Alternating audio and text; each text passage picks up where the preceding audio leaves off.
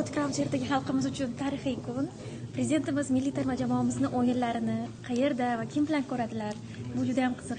Hammamizni qiziqtirayotgan. Ertaga bitta ko'zimiz televizorda, bitta ko'zimiz soatda bo'ladi. Albatta, hurmatli prezidentimiz 40 millionlik xalqimiz singari bu matchni juda ham kutyaptilar. Deyarli har bir bo'layotgan muzokaralarda xorijlik mehmonlar terma jamoamizga omad tilayapti. Hurmatli prezidentimiz ertaga ushbu matchni oilalari davrasida nevaralari bilan birgalikda ko'radilar.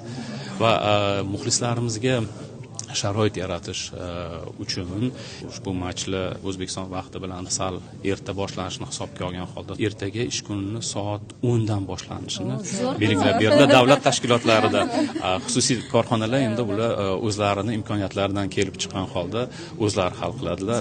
Soat nechidan demak ish kunini boshlashni. Rahmat. Ertaga hammamiz uchun tarix yoziladi. Iloyim hammamizga yuzimiz yorug' bo'lsin. Katta rahmat.